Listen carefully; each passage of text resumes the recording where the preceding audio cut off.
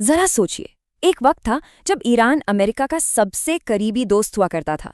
जी हाँ, बिल्कुल वैसे ही जैसे आज इजराइल है। दोनों देशों के बीच एक बहुत ही गहरी दोस्ती थी।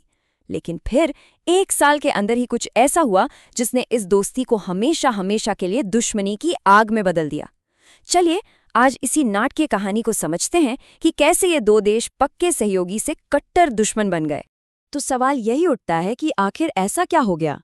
मतलब एक साल से भी कम में इतनी गहरी दोस्ती जानी दुश्मनी में कैसे बदल गई। इस सवाल का जवाब 1979 के उस तूफानी साल में छिपा है, जिसकी कहानी हम अब देखने वाले हैं। तो चलिए कहानी शुरू करते हैं 1979 से पहले के ईरान से। ये वो दौर था जब ईरान अमेरिका का, जैसा कि हमने कहा, सबसे पक्का दोस्त था।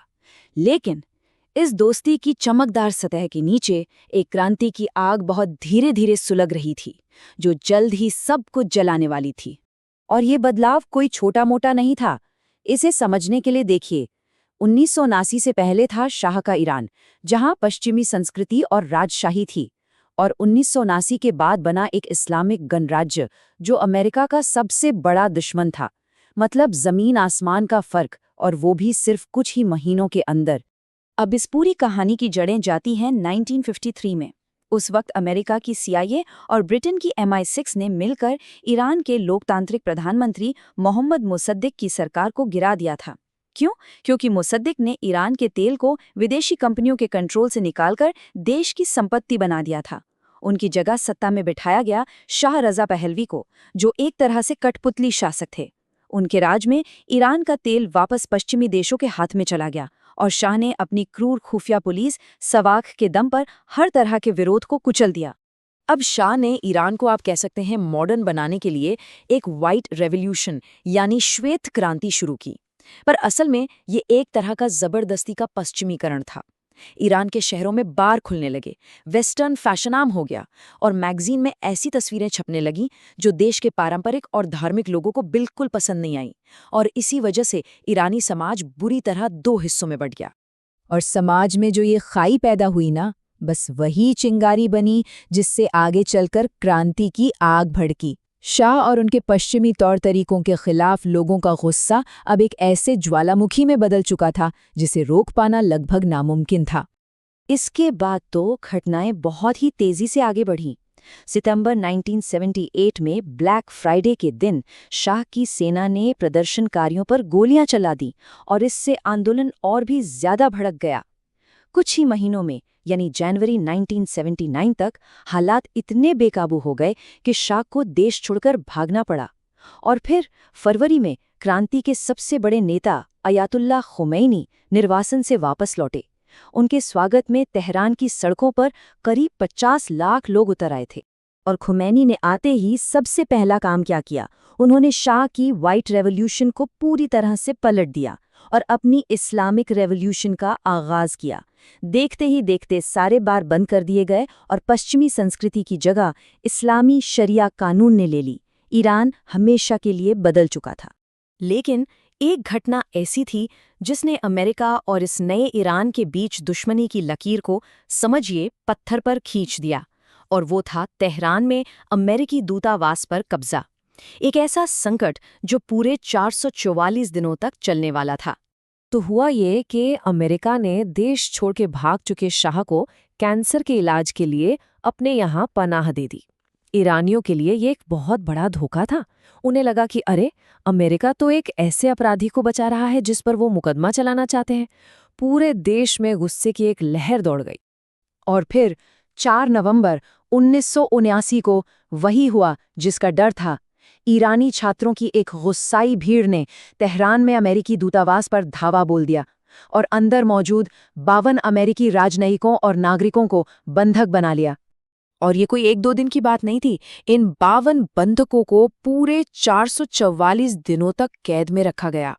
ये सिर्फ एक बंधक संकट नहीं रह गया था, ये एक तरह का अंतर्राष्ट्रीय तमाशा बन गया था जिसने दुनिया की सबसे बड़ी सुपर पावर अमेरिका को घुटनों पर ला दिया था और पूरी दुनिया के सामने बेइज्जत किया था।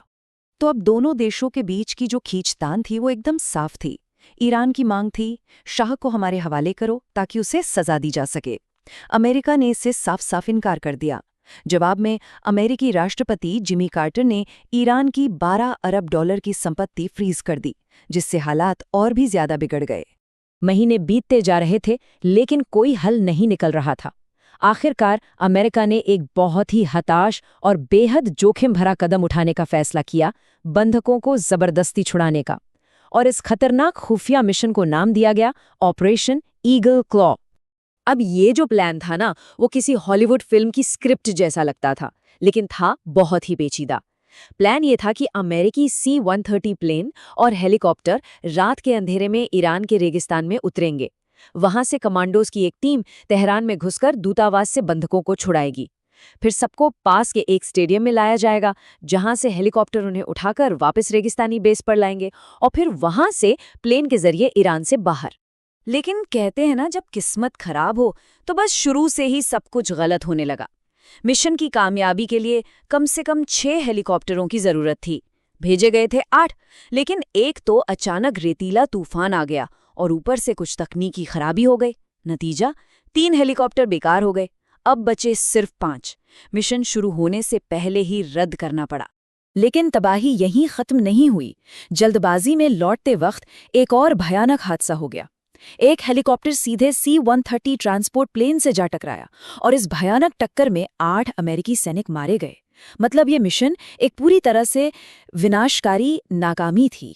एक ईरानी कहावत है जो उस समय अमेरिका की हालत पर एकदम सटीक बैठती है, जब दिन खराब हो तो ऊंट पर बैठे आदमी को भी कुत्ता काट लेता है। ये मिशन अमेरिका के लिए एक बहुत बड़ी शर्मिंदगी थी। वो न सिर्फ अपने लोगों को बचाने में नाकाम रहे, बल्कि अपने 8 सैनिक भी गंवा दिए और पीछे छोड़ गए जले हुए विमान और कई खुफिया दस्तावेज। अब अमेरिका की जबरदस्त नाकामी ने ईरान में अयातुल्ला खुमैनी को और भी ज्यादा ताकतवर बना दिया।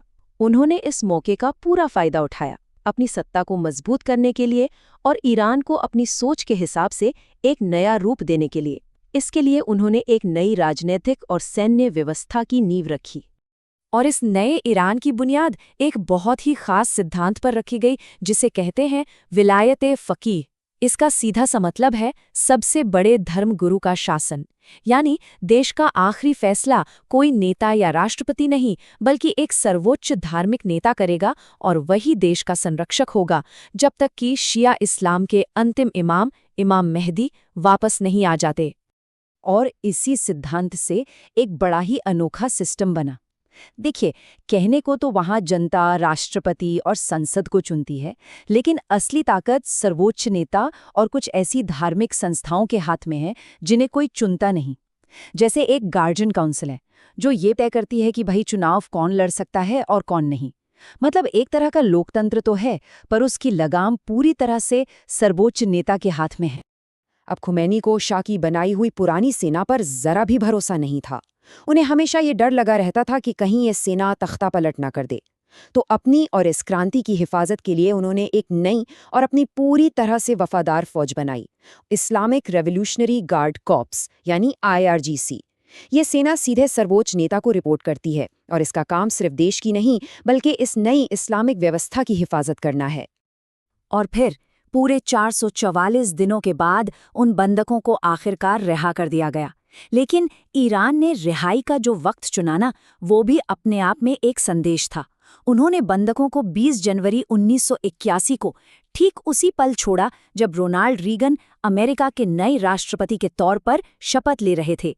ये जिमी कार्टर के लिए एक आखिरी जिल्लत थी, जो इस संकट की वजह से अपना चुनाव भी हार चुके थे।